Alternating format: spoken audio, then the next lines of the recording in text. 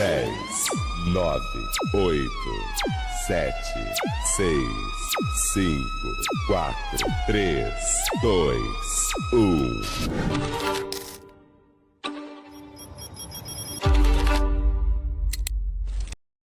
Senhoras e senhores, esse é mais um episódio do Psicast Mentoring. E hoje eu estou recebendo aqui uma convidada muito especial, Sara Araújo. Ela que é uma pessoa fantástica. Fonoaudióloga, música, é mãe atípica. Olhe, essa mulher é demais. Então, estou recebendo aqui ela hoje no Psicast Mentoring, nesse nosso episódio, com muita satisfação. Aqui está ela, Sara Araújo. Seja bem-vinda a essa entrevista maravilhosa e ao Psicast Mentoring. É um prazer receber você aqui. Paulo, é um prazer estar aqui com você, você sabe disso. É uma honra, na verdade, né? Ser entrevistada por Paulo, esse homem que entrou na minha vida e já fez vários ajustes, e eu sou grata a você por isso. E estar aqui com vocês, falando com vocês, partilhando com vocês um pouquinho da minha vida, é um prazer e me sinto muito, assim, como é que eu posso dizer? Uma responsabilidade muito grande, né? De partilhar isso com vocês, mas creio que vai ser muito bom e muito gostoso esse momento. Ótimo. Prazer é meu recebê-la. E aí vamos nós. Vamos falar um pouco sobre tudo, né? Falar um pouco do seu crescimento, desenvolvimento, decisões que teve que tomar, atitudes que teve que tomar na vida, tudo isso fazendo parte de uma jornada de crescimento. E eu tenho consciência disso, que em uma jornada de crescimento, nem sempre as coisas são tão fáceis e tão simples. Em alguns momentos, a gente vai ter alguns entraves, e esses entraves a gente vai precisar combatê-los de forma terapêutica, de forma a isolar-se em alguns momentos, de forma a aparecer em alguns momentos, mas o autoconhecimento, ele traz um destrave e uma libertação, podemos dizer assim? Sim, com certeza. O autoconhecimento, eu vou fazer uma analogia para você entender, eu gosto muito de analogias. Eu gosto muito de animais, e você já viu um vídeo de uma grande baleia jubarte. A baleia jubarte, ela recebe muitos... Não são parasitas.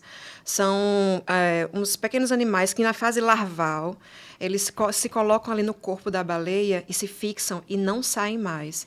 São primos, são as castras, né? Primos dos crustáceos, dos caranguejos, lagosta. E eles ficam ali no corpo da baleia jubarte para se alimentar e para viver. Ou seja, elas estão lá, mas não fazem parte da baleia. A baleia vai vivendo, carregando aquilo, mas eles não fazem parte do corpo dela.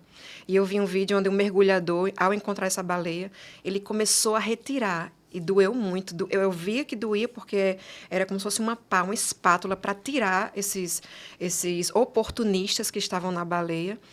E crescer é isso. Às vezes nós crescemos desde a infância, que vai se formando e tal, e a gente vai adquirindo visão de outro, crenças de outro, opiniões alheias, coisas que vão nos falam, pessoas importantes que nos dizem quem é você, e a gente vai absorvendo aquilo, vivendo com aquilo, e chega um momento que a gente precisa tirar todas essas crostras que estão em nós, que não fazem parte de nós, mas são palavras que falaram que a gente tomou como propriedade e não faz parte.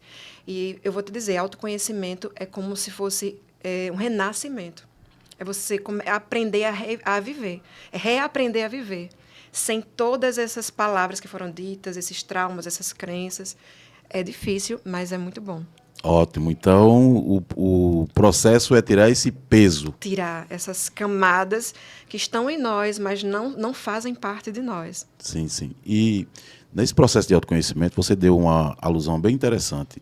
Todo esse peso dificulta você até pensar em si, pensar em você?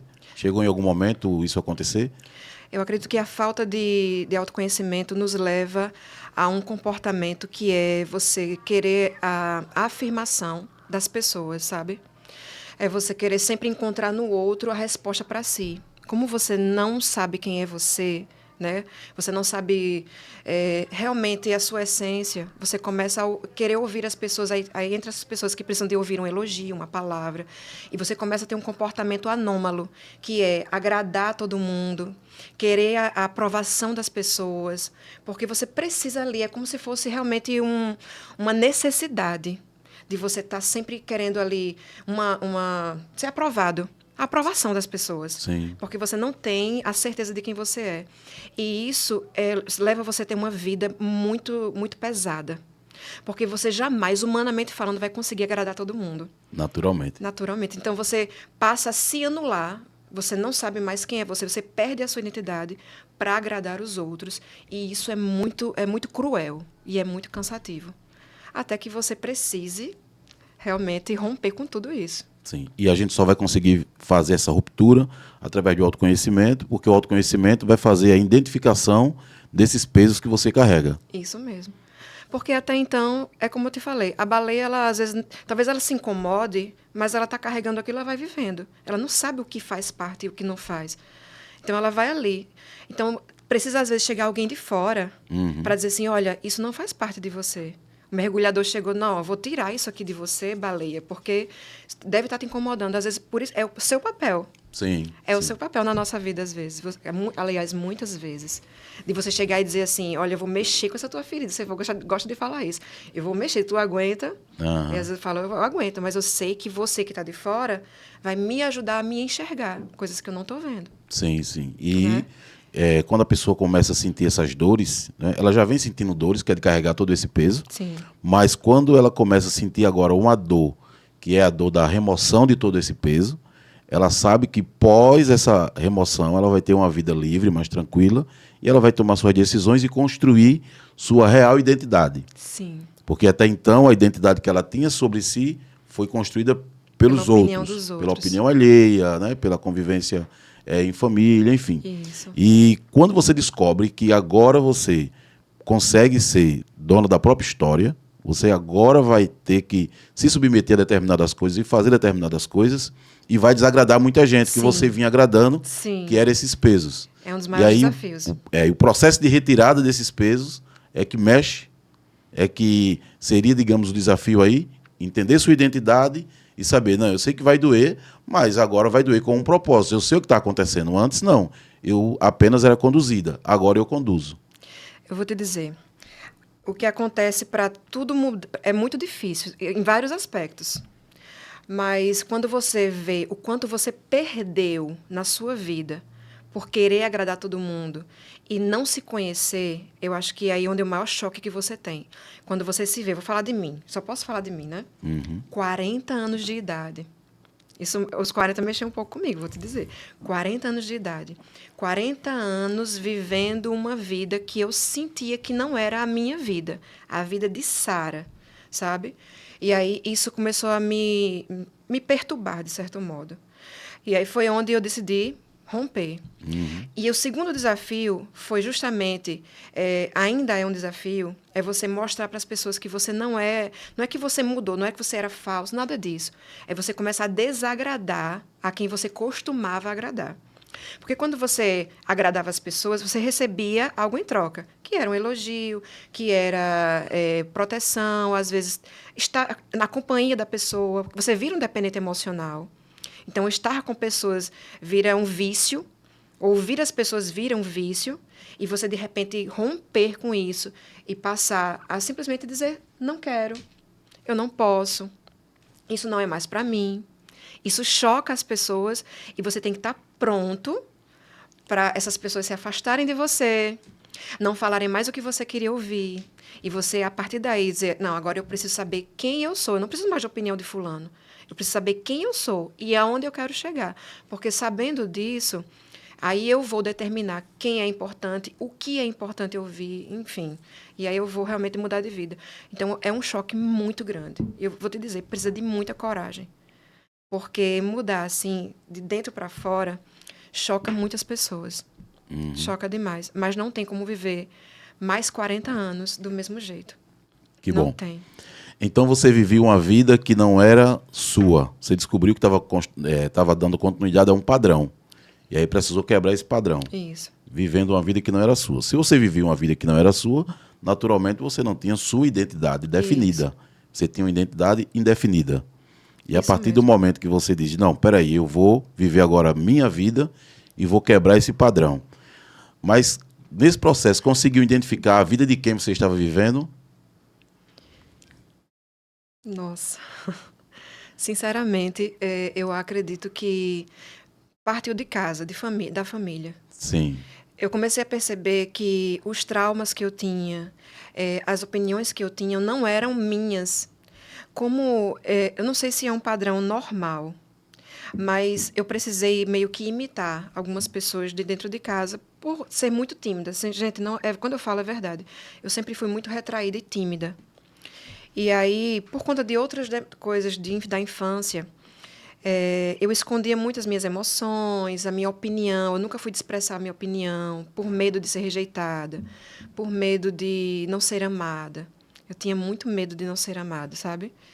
E aí eu comecei a aprender com as pessoas que eu convivi mais de perto, o que é que elas gostavam, o que não gostavam, e comecei a internalizar isso.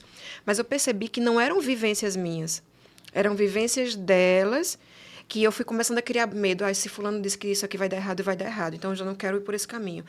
Se fulano disse que isso aqui é ruim, eu já não quero ir por isso. E nunca eu vivi a minha vida, eu sempre fui pela opinião dessas pessoas. E eu vi que eu estava deixando de viver, de saber o que é que Sara gosta. Quais são os meus limites? Quais são as minhas vontades? Será que porque com fulano não deu certo, não deu certo, não vai dar certo comigo mesmo? Sabe? E aí eu me tranquei, emocionalmente falando. Eu me tranquei, eu comecei a criar medo mesmo de crescer profissionalmente. Eu sempre comecei a achar que muitas coisas não eram para mim. Por causa do trauma de fulano, que nem era meu, nunca tinha passado, mas ele falou, ou ela falou, Sim. E eu acreditei, tomei como verdade para mim. Então você tem uma crença de não merecimento, não se sentia merecedora das coisas boas. Sim. Até porque sempre quem conduziu sua vida foi a opinião alheia, Isso. Né, que veio do construto familiar. Isso mesmo. E quando você diz, não, agora sou eu quem vou ter que dizer sim, sou eu quem vou ter que dizer não, Isso. eu agora vou dizer o que me agrada e o que me desagrada. E aí, naturalmente, se você passou muito tempo nesse padrão, agradando muita gente a todo momento, e a partir de agora você passa a dizer alguns nãos, então, naturalmente, você passando a dizer não, você não vai ser mais vista como a mesma Sara que era vista antes. De jeito nenhum. Aí é aí onde começa a vir o seu desafio, que são as críticas a você. Sim. Críticas e o afastamento de muitas pessoas por escolha minha. Sim.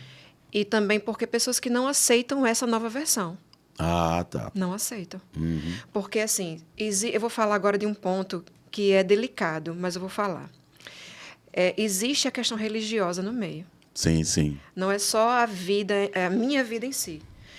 A religião é uma bênção. É tanto que a palavra diz, nos religa a Deus. Uhum. Só que a religiosidade, que é diferente de religião, ela, às vezes, dependendo do nível, ela nos atrapalha.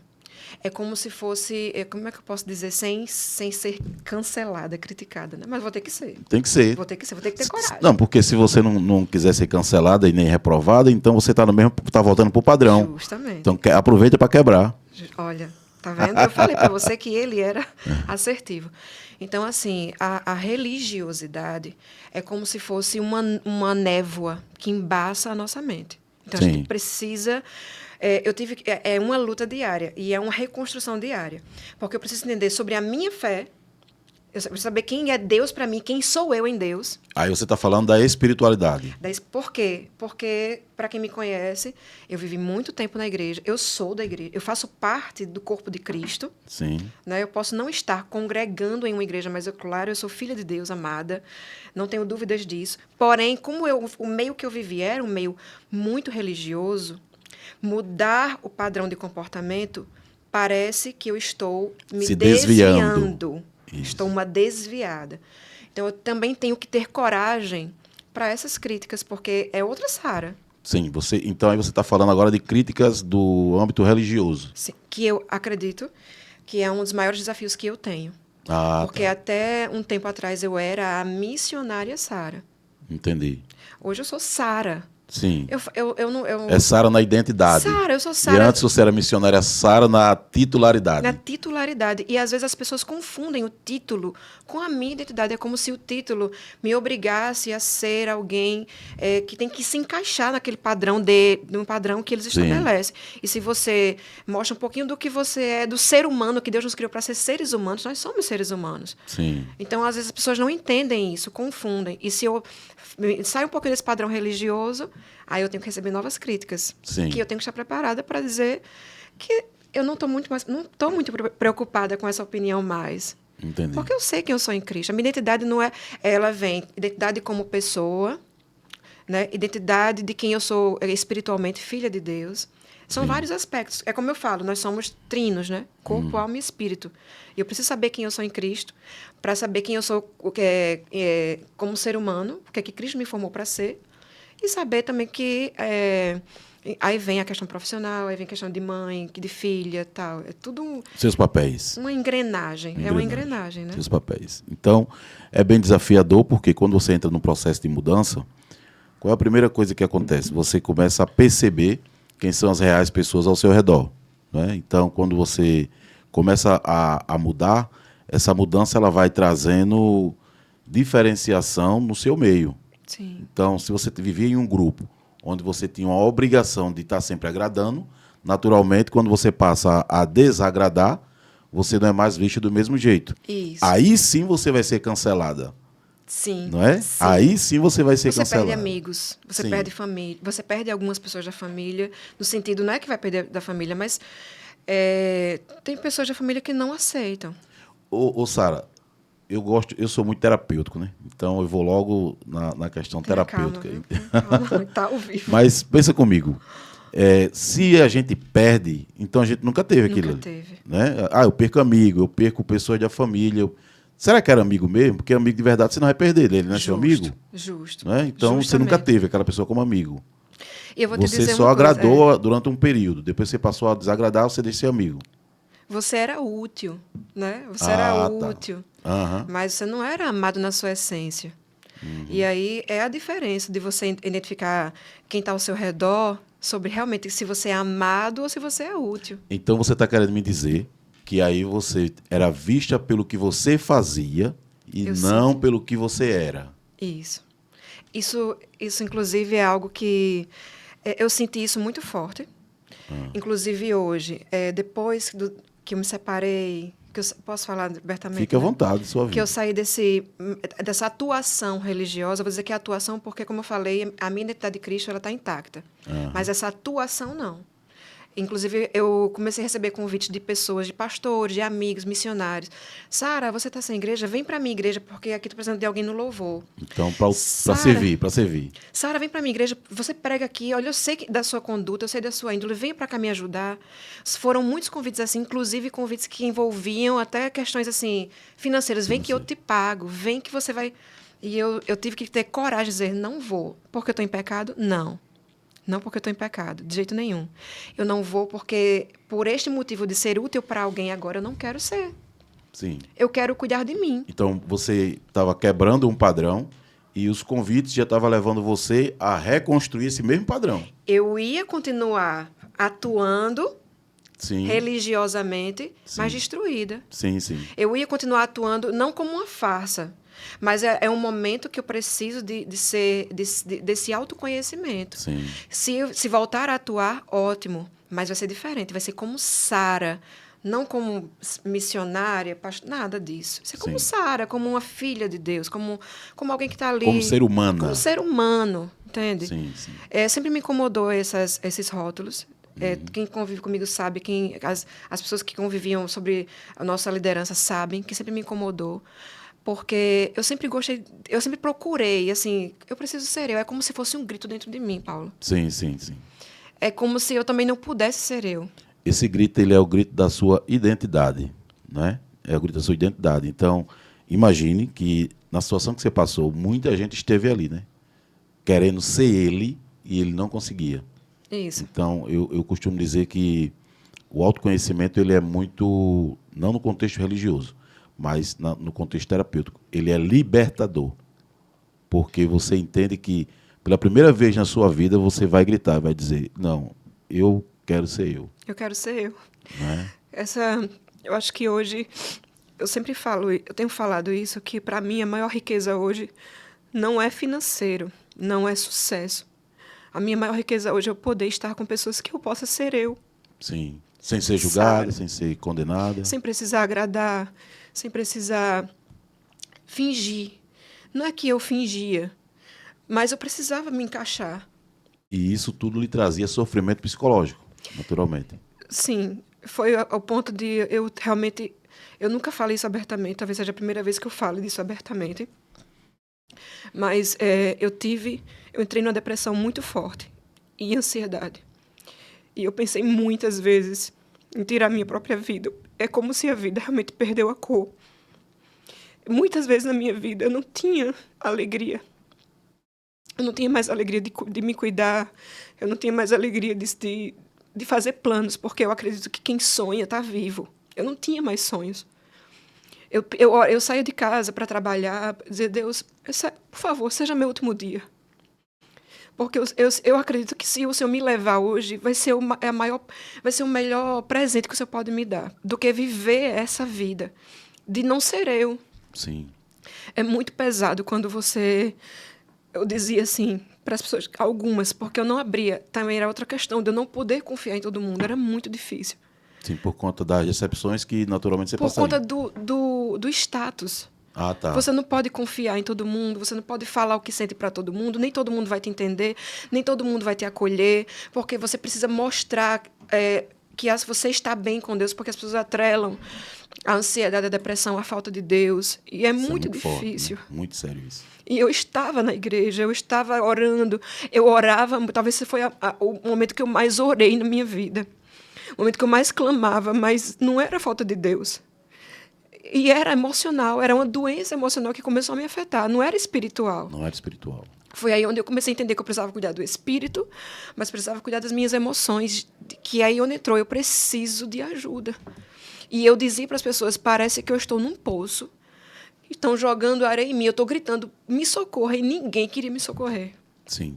Porque eu dizia assim, eu quero descansar, eu não tinha opção de parar, de olhar para mim e dizer assim, eu quero fazer isso, não, eu tinha que estar, você precisa fazer isso, você precisa fazer aquilo, você, olha o seu papel é esse, olha esse, e eu comecei a pegar, e eu comecei a acreditar naquilo, e o peso era tão grande, que eu comecei a afundar, a ponto de sair de casa e ter crise de pânico, e ligar, vem me buscar, não estou aguentando. Hoje eu trato a ansiedade com medicação. Sim. Converso, você me ajuda Terapia, bastante. né? A terapia me ajuda. Hoje eu vou para a academia, não é por conta do corpo, mas é porque é um lugar onde eu comecei, foi onde também muita coisa mudou. Porque eu não olhava para o meu corpo. Eu era conformada, não é porque eu estava... eu estou bem com o meu corpo, não. Era um abandono do meu corpo. Era um abandono da minha saúde. E interessante de tudo isso é que você estava sofrendo profundas dores psicológicas em uma área onde não era espiritual. Onde né? não era espiritual. Espiritualmente você estava muito bem, porque você disse que foi um dos momentos que você mais buscou a Deus. Sim. Só que a sua dor e o seu sofrimento e a ferida estavam nas suas emoções. Sim. E aí, por estar nas suas emoções, essa área emocional não era tratada, não era cuidada, e por não ser, você ficava buscando resposta, solução naquele mesmo lugar. E eu sempre afirmo o seguinte, você não encontrava, não é porque Deus não queria lhe dar essa cura ou coisa desse tipo, é porque não estava na área onde era para Ele fazer. Sim. Primeiro ponto, a gente tem que considerar Sim. isso, porque Ele nos deu inteligência e capacidade. Não era espiritual, era um problema comportamental, emocional, estava no campo dos seus pensamentos. Sim. Você não estava bem com você mesmo, como você disse, e isso você reagia sempre de acordo com o seu conhecimento. Sim. Então, eu conhecia muito sobre, por exemplo, eu conheço muito sobre a questão da oração, então eu vou buscar lá. Sim. Então, o nosso cérebro ele vai sempre nos conduzir aonde a gente conhece. Quando a gente passa a não conhecer, então a gente se perde dentro de si mesmo. Então, o autoconhecimento fez você dizer assim, não, peraí, eu posso destravar isso. É assim? Isso. Inclusive, o autoconhecimento me ajudou a entender que muitas questões religiosas, inclusive que eu cheguei até a pregar e a ensinar, e quando eu fui estudar mais a fundo depois, eram mais crenças minhas do que realmente até do que a palavra dizia. Em relação a temas como submissão, Sim. que eu estudava a palavra, mas por conta da minha lente, da minha visão, né, das minhas crenças, eu deturpava aquilo e eu comecei a viver debaixo de um jugo que não precisava viver. Sim. E aí aceitava viver em relacionamentos, seja casamento, enfim, amigos, de uma maneira que não era aquilo que eu estava pensando, porque eu achava que a submissão era quase que me anular. Sim. Para dar vida a outra pessoa. Sim. E não era isso. Então, às vezes, eu calava quando eu poderia falar. Quando queria falar. Eu aceitava coisas que eu poderia dizer, isso não é para mim, eu não quero isso para mim. De uma maneira como eu estou falando agora, mas eu achava que se eu fosse falar, Sim. mesmo assim, eu estava me rebelando, sendo insubmissa, desobedecendo. Então, por isso que eu falei da questão religiosa, porque a questão religiosa meio que ficou entranhado, as crenças se misturaram com aquilo que eu aprendi, então, enfim. Então, por isso que essa ruptura meio que foi muito difícil, dolorosa ainda é. Sim. E foi aí onde eu falei da coragem. Por que eu estou falando da coragem? Semana retrasada, um pastor entrou em contato comigo. Eu tinha postado uma frase no meu feed, onde eu falava assim, que para a gente viver o futuro, a gente precisava dizer não ao passado, porque a gente estava vivendo uma nova vida. Enfim, era algo meio assim. E aí esse pastor perguntou essa frase, que momento da vida você está para você falar essa frase? Né? Ele começou a me questionar. Sim. E aí, para resumir a conversa, ele falou, você é muito corajosa. Uhum. E eu admiro a sua coragem. E eu entendi que ele estava falando, porque antes eu tinha o status, Sim. e hoje o status não me define. Eu continuo sendo a Sara, uma Sara melhorada. Sim, sim. Uma Sara sua melhor versão, sarada. Né? Sim. Sarada, mais madura, com uma fé madura. Uma fé, eu digo sempre isso. A minha fé hoje ela é madura, porque a minha intimidade com Deus, talvez ela tenha melhorado 100%, sabe? E esse comentário que a pessoa faz lá na sua frase, às vezes a gente não sabe, ele está recebendo aquela frase, ele até entende, talvez é o que ele quer viver, está vivendo, isso, e não consegue porque está aprisionado de alguma maneira. Isso né? mesmo. Como as pessoas... muitas pessoas me procuram... eu falo no meu Instagram lá, tá? Sim, eu não sou psicóloga, gente, mas as pessoas talvez se identificam com... Eu falo demais da minha vida, eu exponho muito lá, né? Uhum. Aí sempre alguém se identifica comigo e partilha uma história, uma experiência e pede um conselho. E aí muitas pessoas me procuram para dizer que realmente, às vezes, sustenta um padrão, uma vida de aparência. E o mais interessante nisso é que, enquanto a pessoa está querendo manter essa vida de aparência, ela está deixando de ser ela. Com isso, ela está fazendo acúmulo de dores emocionais. Esse acúmulo de dores emocionais vem para uma parte nossa chamada internalização, porque o nosso cérebro ele internaliza. Depois da internalização, vem o que nós chamamos de armazenamento. Então, eu penso muito, penso que preciso de tomar uma decisão, preciso dizer meus nãos e não digo, então eu fico internalizando tudo e depois armazeno. Armazenar é no corpo. Então, de tanto armazenar, aí eu vou entrar em uma fase de adoecimento sem perceber. Esse adoecimento vai me levar a grandes problemas, porque a gente tem pessoas nesse momento, enquanto a gente está gravando esse podcast, a gente tem pessoas que estão hospitalizadas, né, por questões emocionais. O corpo somatizou, porque vem uma somatização, ele internaliza e armazena, então somatiza. Quando somatiza, o corpo vai responder. Aí a gente tem pessoas, crises fortíssimas de ansiedade, depressivas, escondidas. Eu já atendi pessoas que tinham um certo poder e cargo religioso, que, Paulo, isso aqui é muito chocante que eu vou falar agora. Ele disse, essa semana eu fui para um determinado local, dentro do meu carro e levei uma arma e lá eu ia tirar minha vida. Então, por quê? O problema da pessoa não era um peso espiritual, o problema da pessoa era muita internalização. E aí, quando eu comecei a treiná-lo a respeito do que era internalização, ele começou a entender os pensamentos negativos que ele tinha sobre si. Então, ele pensava muita coisa baseado naquilo que as pessoas achavam que queria, ele teve que soltar isso. E aí o corpo dele já começava a responder. Ele amanhecia o dia, não tinha desejo de levantar da cama, não tinha vontade. Aí já começou a encaminhar para um processo depressivo. E aí quando você diz assim, não, eu vou quebrar essas algemas, eu vou soltar isso aqui, aí só tem duas opções.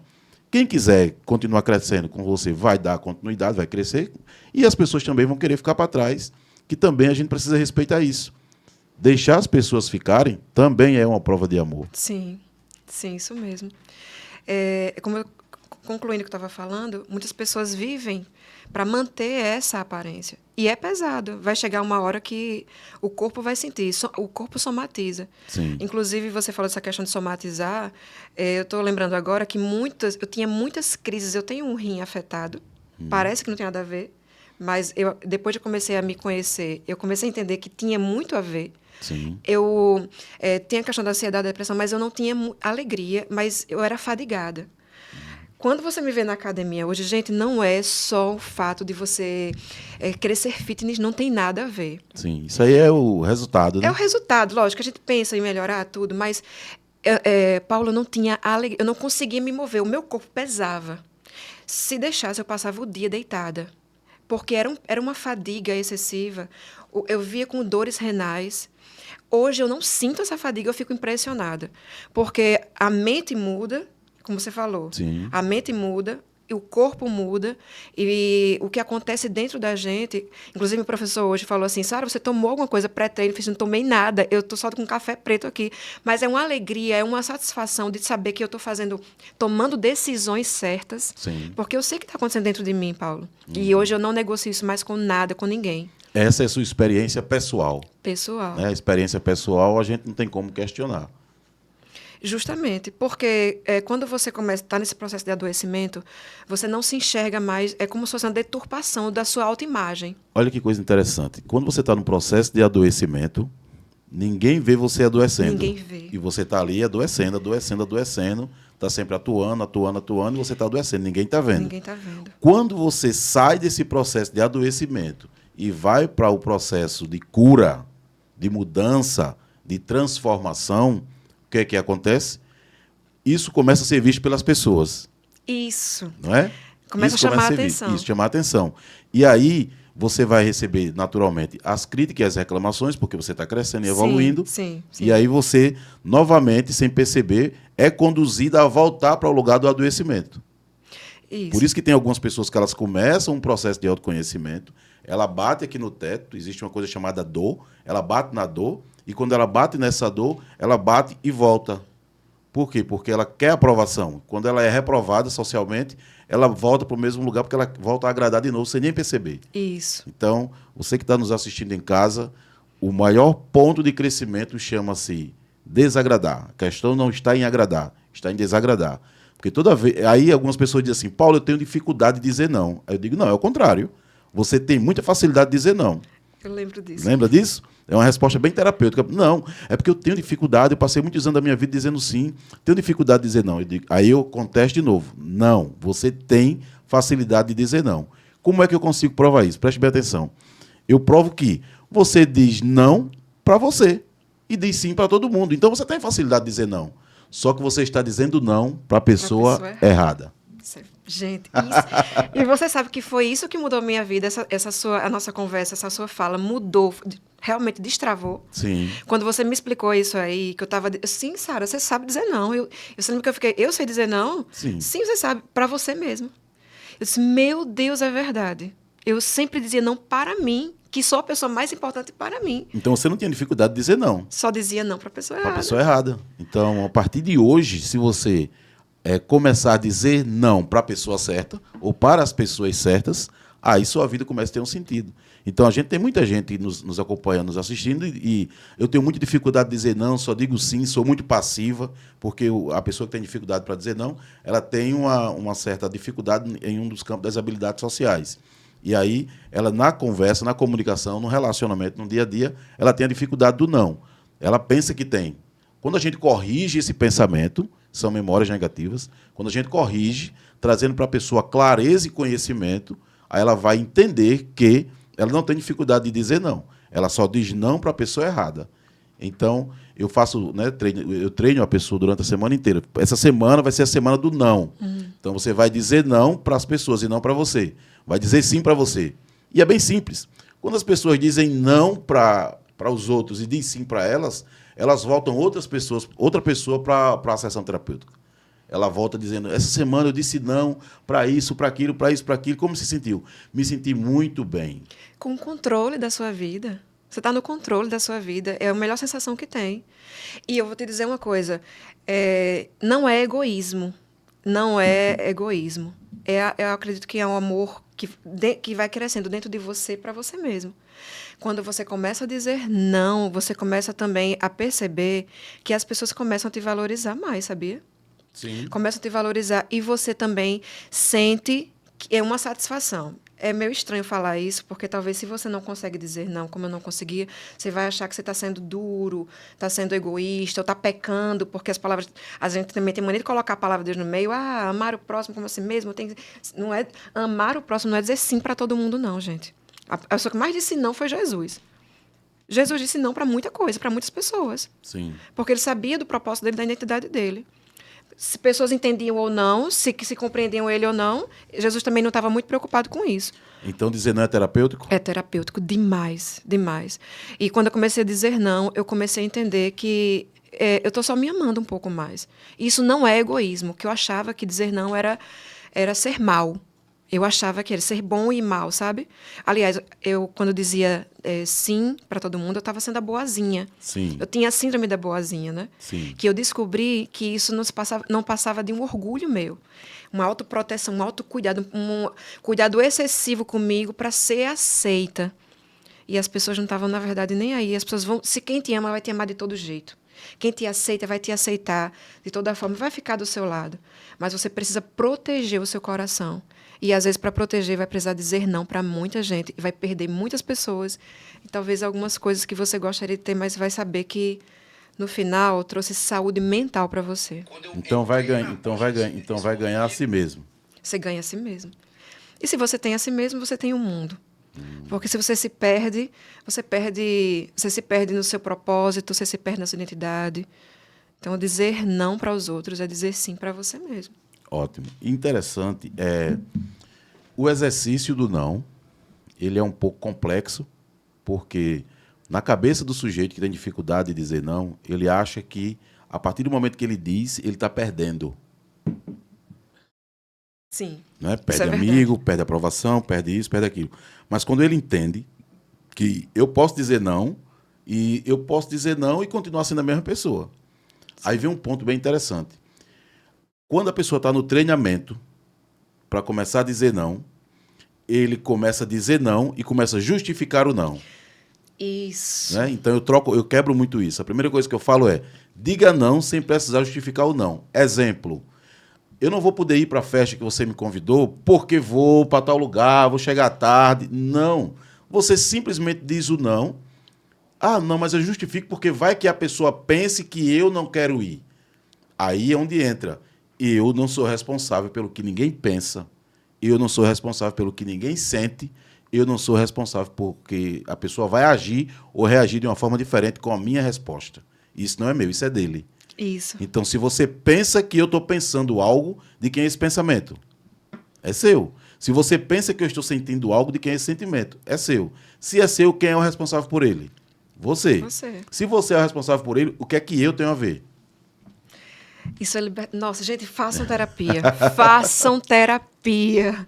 Nossa, é libertador. Sim, então quando a gente entende isso, o jogo muda, o jogo vira. Por quê? Porque você passa a dizer: eu posso conduzir o barco da minha vida, eu posso tomar minhas decisões, eu posso resolver e eu posso também ser responsável por elas. Isso mesmo. E quando você faz isso, você quebra um padrão e entra em outro padrão. Não é? Que é um padrão de crescimento, evolução, um padrão de conquista. Você, pela primeira vez, faz como você disse. Pela primeira vez, depois dos meus 40 anos, estou falando dado que você mesmo falou. Mas vamos lá. Pela primeira vez, depois dos meus 40 anos, eu estou sendo eu. Estou sendo eu. E está sendo maravilhoso. Está sendo maravilhoso ser eu. Eu até falei com uma amiga ontem que eu sinto que eu estou começando a viver agora. Isso é muito sério, né? É sério.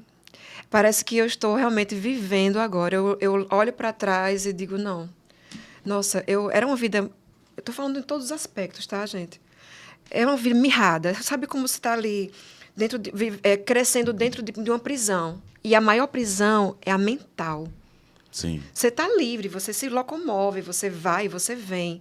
Mas a sua mente te aprisiona. São algemas invisíveis. Essa é a maior prisão. É a maior prisão que existe. E para você se libertar dessas algemas que ninguém vê, porque às vezes você, para os outros, você tem sucesso. Para os outros, você está bem. Você tem bens, você trabalha. Porque as pessoas nos medem pelo que nós temos, né? E pelo que fazemos. Sim. Mas dentro da gente é outra história. O que está interno, o que ninguém vê, é aí onde o bicho pega, digamos assim. E quando você começa a entender, começa a tirar essas prisões, derrubar essas paredes e ver que existe um mundo imenso do outro lado que você pode conquistar sem os pesos da opinião alheia, das crenças limitantes, da religiosidade, principalmente. Você realmente vive uma vida de liberdade, inclusive a liberdade que Cristo nos ensinou. Então você se torna outra pessoa. Outra pessoa. Eu sempre cito a alegoria da caverna de Platão. Está ali. Quando você sai, você tem conhecimento, você às vezes quer voltar e quer abrir os olhos das pessoas que ficaram. Sim. E aí, como acontece com aquele prisioneiro da caverna, acontece também com você se você quiser voltar. Se você quiser voltar para dizer para essas pessoas que tem uma vida lá fora essa que ela está vivendo, e aquilo que ela está pensando que é uma ilusão, ela pode crescer, pode evoluir, tem um mundo lá fora, ela não acredita e vai acontecer o que aconteceu com o prisioneiro da alegoria da caverna. Eles vão te matar. Isso. Né? Isso. As pessoas Eles vão não te suportam. matar. Elas não estão preparadas para ouvir determinada coisa e ser confrontadas. Por quê? Porque se elas estiverem preparadas para ouvir, elas vão ter que desconstruir o que passaram a vida inteira construindo. E nem todo mundo está disposto a desconstruir aquilo que construiu para se reconstruir. Por isso que dentro da neurociência, eu amo a neuroplasticidade. Por quê? A neuroplasticidade é a capacidade que o nosso cérebro tem de aprender algo, de desaprender e também reaprender. Tudo isso baseado em estímulo.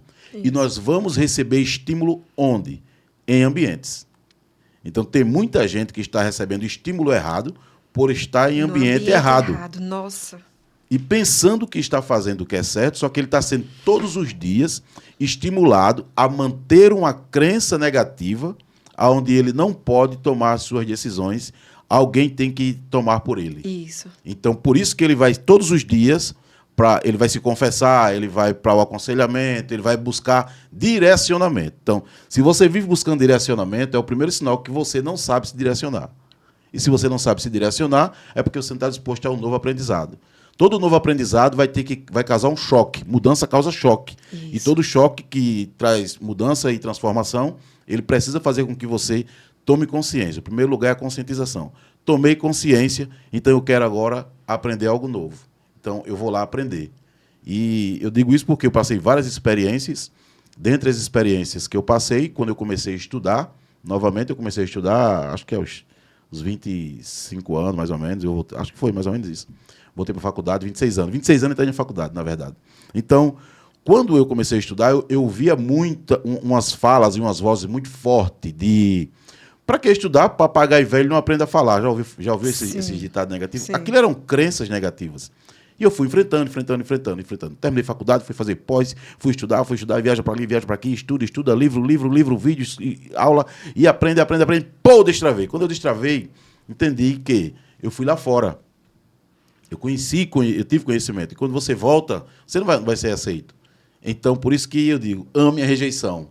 Se as pessoas estão me rejeitando, é sinal que você cresceu. Isso é um ponto muito bom que você tocou agora. Porque eu sinto que eu estou no caminho certo quando eu estou desagradando ou estou sendo, digamos, rejeitada. Aí eu identifico que eu tô sarada. Porque antes, para mim, a rejeição era a causa de dor. A rejeição, para mim, era causa de morte, sabe? De entrar num quarto escuro, de choro, de muito choro. Hoje, não. A rejeição, estou sendo rejeitada, então eu estou no caminho certo porque eu estou sarada. Não preciso mais dessa opinião. Eu não preciso mais da sua aprovação. Eu tenho a minha própria aprovação. Primeiramente, é do Senhor, que a paz com Deus, né, ela é a bússola. E segundo, você estar em paz com você mesmo, saber onde quer chegar e saber que no caminho pessoas vão descer do teu ônibus, vão subir e vêm e vão, as paisagens vão mudar e o ambiente influencia muito. Você falou da questão do ambiente. Sim. Você se cercar de pessoas que tenham visão maior do que a sua. Eu sempre falo isso. Cerque-se de pessoas que já têm muito sucesso na vida, já passaram por onde você está passando, porque vão abrir a tua mente, vão te fazer sair da tua zona de conforto. Porque a coisa mais difícil na mudança é você sair daquele lugar onde deixa você acomodado, confortável. Nem sempre estar confortável é sinal de que está no caminho certo. Nem sempre estar na zona de conforto é o caminho certo. O caminho certo é aquele onde você precisa sentir uma dor aqui, uma dor ali, porque transformação é igual, a gente fala muito sobre isso do casulo, não é à toa que eu tenho um borboletinho aqui. Sim. Porque eu entendo que essa transformação do casulo, esse momento do casulo é muito importante. É um momento interno dali, a gente está ali crescendo. A transição, a renovação. Transição. Né?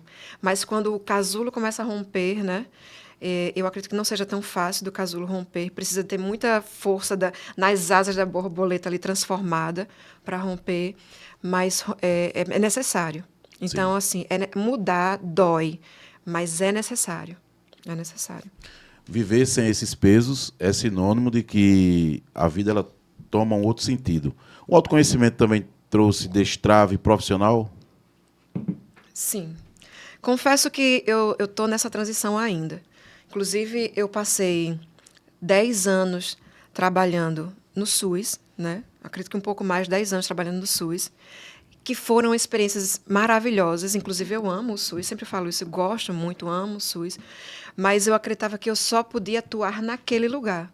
Eu nunca me via num ambiente clínico como estou hoje, atuando em um ambiente clínico, atendendo o público que atendo hoje, porque eu não me via capaz. Eu acreditava que o meu lugar era aquele ali, ir no PSF, atender, ir para casa, enfim. E isso, por muitos anos, repetiram. Eu aceitei aquilo, inclusive aceitava o fato de precisar de alguém para me colocar ali, porque quem trabalha no SUS aqui sabe que precisa de um peixe, um tubarão, né? E aí eu me submetia a estar atrás de algumas pessoas para poder me manter ali, às vezes com um salário que não era o que eu merecia, muitas vezes recebendo muito menos do que eu recebo hoje. Muito menos, quando eu falo muito menos, é muito menos mesmo, mas por achar que era aquilo que eu merecia. E romper internamente me trouxe uma evolução profissional muito grande. E ainda estou nessa transição, ainda estou em transformação, Sim. Tem muita coisa para andar. Então você já está começando agora a entrar para o lado empreendedor da coisa. Sim, com a sua ajuda, com seus conselhos também. Eu sinto a necessidade de crescer nessa área também. Sinto que chegou o momento. Chegou o momento de também romper nessa área. Sim, o destrave, né? Destrave, sabe? Então, tudo isso aconteceu porque você esteve à vontade para superar esse processo. Na verdade, a questão da falta de conhecimento, de autoconhecimento, fazia com que eu não me achasse capaz. Então, você tinha uma crença e tem capacidade. As pessoas me viam capaz. Inclusive, muitas coisas da minha vida, pessoas de fora diziam, Sara, faz isso, faz aquilo. E eu dizia, eu? Tenho certeza, eu não acreditava em mim, Paulo. Eu não me via com potencial. Então, assim, eu deixei de aceitar muitas oportunidades, de viver muitas coisas, porque simplesmente eu olhava para mim e dizia, não, isso não é para mim, eu não mereço, eu não sou capaz, eu não tenho condições de viver isso aqui é para fulano. Isso aqui é para fulano e tal, isso aqui é para minha colega de faculdade, que era nerd da sala de aula. Não, para mim não. Para mim, eu vou me conformar com isso aqui, tá bom, eu estou pagando minhas contas, estou comendo. Então, você se via incapaz. Sim. Quando você diz, isso aqui para mim tá bom, eu estou comendo, estou pagando minhas contas, então é como se a sua área cerebral, que era responsável pela sua sobrevivência, foi muito estimulada. Então, essa área cerebral, que é responsável pela sobrevivência, que foi muito estimulada, só levava você a ter comportamentos que ganhasse só o que comer e o que vestir e estava bom demais. Eu não preciso ter uma ambição para mais nada. Isso. Inclusive, esse fator aí, eu sempre escutei quando eu era mais nova, faculdade, amigas, dizia para mim, Sara, tu não tem ambição. tu não é uma pessoa ambiciosa. E, de fato, eu nunca fui ambiciosa, porque, para mim, primeiro, a questão de olhar para mim, não me sentir capaz. Sim. E, segundo, eu achava que ambição era uma coisa ruim, uma coisa suja. Se eu fosse tá. ser ambiciosa, eu estaria sendo uma pessoa má. Na minha mente, ser ambiciosa era uma pessoa egoísta e que eu precisava ser má para ter sucesso, sabe? Deixa eu trazer uma clareza bem grande, porque tem algumas pessoas que nos assistem, elas precisam entender, porque tem muita gente que pode ter essa sua mesma dúvida. Sim. Qual é a diferença de uma pessoa ser ambiciosa para uma pessoa que, às vezes, é gananciosa? Porque o que pode, às vezes, ficar na cabeça é: eu não quero ser uma pessoa ambiciosa, porque ele acha que ambicioso é o mesmo que ser ganancioso. Isso. E qual a diferença? A diferença é: o ambicioso é essa pessoa que ela quer crescer, ela quer evoluir, ela vai se submeter a um aprendizado, a um processo de autoconhecimento, ela vai desenvolver, ela vai estar perto de pessoas que já estão onde ela quer estar. Esse é o ambicioso, ele está naquela ambição de crescimento e melhoramento todos os dias. O ganancioso, ele é diferente. A ganância, ela vai fazer você passar por cima do outro para ser ou ter alguma coisa. Isso. Então, essa é a diferença. Só que na sua cabeça, ser ambiciosa era ser gananciosa. Isso. Então, era algo sujo, era algo ruim, era algo negativo. Olha que coisa. Eu vou falar uma coisa para você. Vem da questão familiar, por quê? Eu fui a primeira pessoa na família, no núcleo de filhos, sobrinhos, netos, a me formar. A ser uma pessoa com um nível superior. Então, olha o que eu tive que romper. Minha mãe casou com 15 anos, não estudou mais, né? Não porque não querer, mas é um acordo, enfim, não pôde mais ter o estudo. E aí, meu pai também casou muito novo, 17 anos, mas eu não tinha referência nenhuma em casa, na família, de uma pessoa Ambiciosa. ambiciosa. Você só tinha referência de que, se eu for querer ser... Olha como é interessante. Você disse: eu não tenho ninguém na minha família que tem um curso superior. Depois de mim, sim, mas antes não tinha. Antes não tinha. Então, vamos lá. Eu não tenho... É bem parecido com a minha história. Aí, vamos lá. Eu não tenho ninguém na minha família que tem um curso superior. Então, o meu padrão eu não posso voar acima deles. Isso. Eu tenho que voar abaixo. Porque se eu voar acima, eu vou ser melhor que eles. E aí, se eu for melhor que eles, é como se... isso é um fator Você inconsciente. rejeitado, né? Eu estou desonrando eles. Isso. Então, para honrá-los, eu permaneço onde estou. Aí, quando você rompe, aí vem outros atrás. Que né? foi o que aconteceu. Você rompeu. Então, você rompeu, você se tornou ambiciosa. Aí depois, com os anos passados, alguns olhos e dizem: não, mas isso não é ambição, isso é um direito que a pessoa tem. Ela pode crescer, né? Sim. Ela pode crescer, ela também é filha de Deus, né? Isso. Ela também fruto pode de crescer. suor. Sim. Inclusive, também, aí entra a questão religiosa novamente. Deus nos deu esse lugar para ser conquistado. Sim. Deus já liberou sobre nós a bênção, mas às vezes nós entendemos que ser religioso, que ser crente é ser humilde, mas Deus nos deu condições de achar que o dinheiro não é sujo. Só que a humildade, ela é diferente da miséria, né? Isso a mesmo. pessoa humilde, ele não tem nada a ver com a ver. vida miserável, que Inclusive, alguns tem acham muitos pobres que... orgulhosos, né? Tem muitos pobres orgulhosos e tem um monte de rico, Humilde e miserável do e mesmo jeito. miserável do mesmo jeito. Pois é. Ótimo, Sara, tá ótimo. Então, vamos lá. O que você poderia dizer para essas pessoas que, como orientação, o autoconhecimento realmente destravou você, está destravando, porque eu entendo que a gente tem um destrave contínuo. Tem uma área da nossa vida que está muito parada, travada, a gente destrava, anda e dá certo. Depois que a gente chega lá, a gente diz: agora eu quero algo a mais, quero algo melhor. Quando você quer, você vai precisar fazer outro destrave, que é muito natural. Então, você vem rompendo algumas cadeias, porque você disse: eu entendo que o que eu ganhava era só para sobreviver, não queria ter nada mais. Sim. Então, digamos, nessa área cerebral aqui eu tive muito estímulo, né? Cérebro reptiliano ali. O cérebro reptiliano, ele é responsável pela sobrevivência do sujeito. Ela é a parte mais primitiva do sujeito. Então, ele vai em busca das coisas que lhe dão sustentação. Sim. Alimento e tudo. Já estou ganhando bem demais. Estou ganhando muito bem. O salário mínimo está ótimo.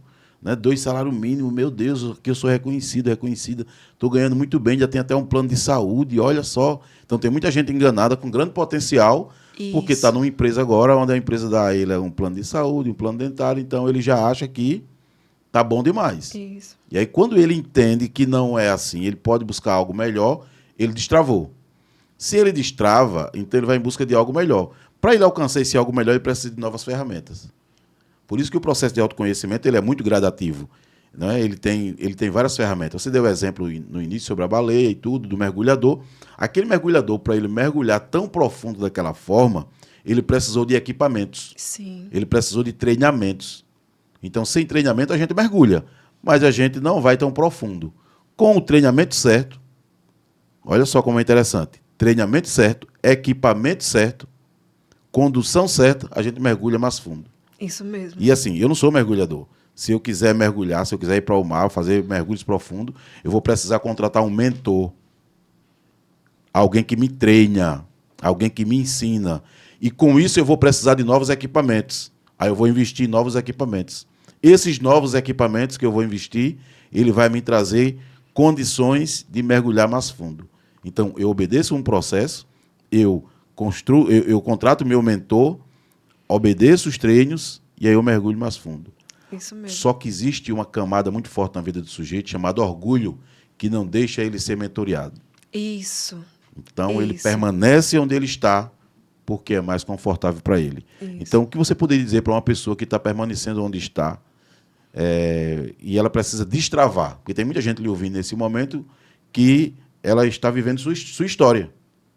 Ela está vivendo sua história. Porque a sua história, a gente pensa que a nossa história é uma história sozinho, mas não é. Quando você rompe, você começa a perceber que há outras pessoas no mesmo sofrimento lá. Então, como é para você, o que você poderia dizer, na verdade, para essas pessoas que estão lhe assistindo com clareza e dar um direcionamento para elas? Se fosse um direcionamento rápido, bem fonoaudióloga. Olha, toda mudança ela vem como resultado de um desconforto. Então, para mudar, precisa estar desconfortável em algum lugar. Você precisa perceber que está desconfortável. Se você é essa pessoa que está desconfortável em alguma área da sua vida, tenha a humildade de procurar ajuda. Pedir ajuda é o maior ato de coragem que a gente pode ter. E essa ajuda, ela tem que ser uma ajuda em 3 níveis. Eu sempre falo sobre isso. Nós somos corpo, alma e espírito.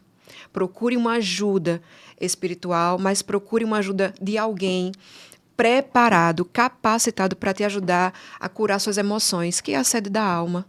Porque se você estiver doente na alma, você vai ver a vida com os óculos errados, com óculos, digamos que preto e branco. A vida é colorida, ela precisa ser uma vida leve. Então, peça essa ajuda, tenha coragem de pedir ajuda. E cuide do seu corpo, cuide dessas 3 áreas. Mas cuida logo. Não deixa para amanhã. Não deixa para a situação chegar no nível onde você esteja no seu limite. Olhe para si hoje. Faça hoje uma reflexão. E analise se você poderia estar vivendo de uma forma melhor. Uma vida próspera, abençoada, uma vida leve. Você não precisa viver com esses fardos. Você não precisa viver ouvindo coisas que nunca foram verdade sobre você. Você precisa de cura e procure hoje essa ajuda. Porque Deus ele tem o melhor para a sua vida. E nem sempre o melhor é o que você está vivendo. Você precisa romper. E, às vezes, para a gente enxergar isso, precisa de opinião de alguém que está fora. Está aqui essa pessoa na minha frente, que vai te ajudar a se enxergar melhor e vai te dar uma direção. Primeiramente, Deus. Segundo, eu vou dizer você, Paulo. Sim, Segundo sim. você. Eu não tenho dificuldade nenhuma de reconhecer as qualidades que eu tenho e de saber que, nas qualidades que eu tenho e na capacidade que eu tenho, posso ajudar outras pessoas. Sim. Eu não tenho dificuldade com isso. Antigamente, eu tinha. Quando alguém dizia o que você está me dizendo, as minhas crenças não permitiam ouvir isso. Sim. As minhas crenças diziam, não, eu jamais. Não, sim. Que às vezes até uma falsa modéstia. Uma Jamais. falsa modéstia. E assim, eu sei que tenho ajudado, é o meu trabalho, eu nasci para isso. Sim. Então não tenho para onde correr. Todo o meu contexto, qualquer dia desse eu vou fazer um podcast só falando da minha vida aqui, só de mim. Então todo o meu contexto de vida, todas as minhas experiências, tudo que eu passei, tudo que eu senti, tudo que eu ouvi ao longo da minha vida, desde do meu nascimento, né, me conduziu a estar onde estou e fazendo o que faço. Então, eu sempre entendi que eu precisava ajudar as pessoas, ajudar mais. Eu dei uma entrevista agora há pouco em um canal de TV, TV fechada, e a pergunta do entrevistador a mim foi: o que me levou a buscar a psicologia? Né? E eu disse, porque eu entendi que eu precisava ajudar mais as pessoas, mas eu não tinha tanta ferramenta. Eu precisava de mais ferramenta para ajudar mais essas pessoas. Uhum. E aí fui estudar. Só que antes de tudo isso, eu comecei a entender o quanto eu ajudava as pessoas nos conflitos dela, eu ajudava as pessoas nas dores dela. E quem eram essas pessoas que eu tanto ajudava? Meus pais. Eu resolvia as brigas de meus pais, brigas das minhas tias. Eu era adolescente e eu dava conselho a esse povo. Então, tudo aquilo que eu passei dentro do meu contexto familiar me conduziu a estar onde estou. Então, por isso que hoje eu consigo mentorear as pessoas, consigo atendê-las terapeuticamente, eu consigo conduzir empresários, conduzir pessoas empreendedoras, que elas precisam soltar alguns pesos, elas precisam dizer não para algumas pessoas, principalmente empresários que têm família trabalhando na mesma empresa. Isso. É bem complexo para eles. Então, hoje eu tenho essa clareza e não tenho dificuldade nenhuma de reconhecer as qualidades que tenho, não. Porque é melhor que a gente tenha esse reconhecimento, né? Porque isso não diminui Deus, pelo contrário. Né? Então, a gente precisa destravar. E eu só consegui ter a clareza que tenho através do autoconhecimento.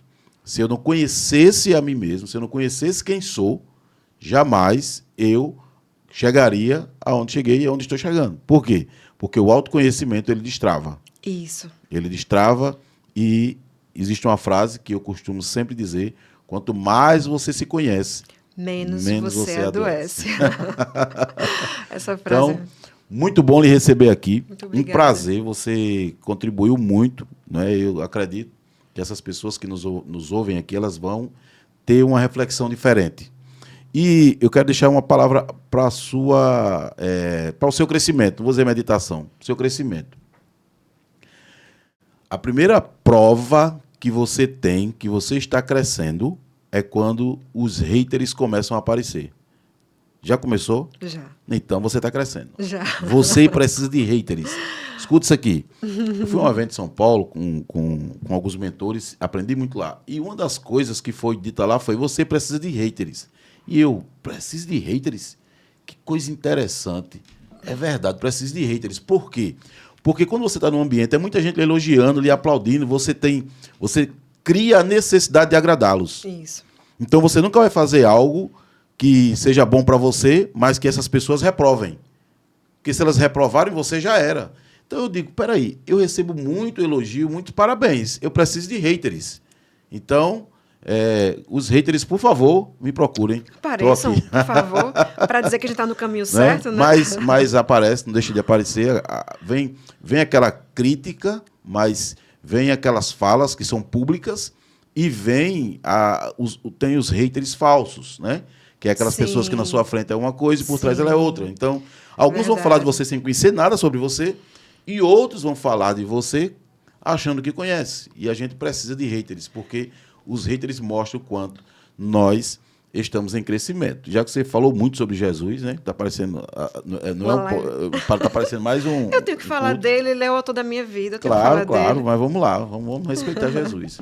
Jesus tinha haters. Jesus tinha muitos haters. Jesus tinha haters. Muitos, então, nossa. aonde ele chegava, não, ele cura em nome de Deus, é burro. Não, esse daí não é o filho de Deus. Então, quanto mais eles faziam isso, mais Jesus operava milagre. Eu me lembro também, se é para contextualizar, vamos utilizar Faraó. Quanto mais ele perseguiu o povo, está lá em Êxodo, né? Quanto mais ele perseguiu o povo de Israel, mais eles cresciam e se multiplicavam. Precisamos de haters. Mais bate, mais cresce. Aí eu me lembro de Neemias também. Vamos contextualizar. Neemias, eu não posso descer daqui. Então, haters, eu não posso descer daqui. Estou muito ocupado. Estou fazendo uma grande obra. Obra que eu não posso parar. Exatamente. Isso. Então, os haters antes tinham nome de Sambalat, Tobias, Jessa, então o nome deles era esse. Hoje, eles receberam um nome bonito, que é haters. Mas é o mesmo padrão, são as mesmas pessoas. E você está curado, sabe quando é que você ouve o que os haters estão falando e você diz, não posso fazer nada, meu amor. Beijo para você. E eu estou seguindo minha vida. Beijinho no ombro. Então, Sara, obrigado por estar aqui, né, nesse nosso Psicast, mais um episódio. Fico muito feliz por isso e continue crescendo, evoluindo, você merece. Todos os seus seguidores aí, um forte abraço para eles. Sim, tá meus certo? seguidores estão aqui, todo mundo comentando. Ô, rapaz. Forte abraço para vocês, tá bom? Então, estão aí seguindo uma historiadora, uma pessoa que está em crescimento. Eita, Jesus. Parabéns. Muito obrigada. E eu finalizo com a minha mesma frase. Quanto mais você se conhece, menos você adoece. Um abraço. Obrigado, Um querida. abraço.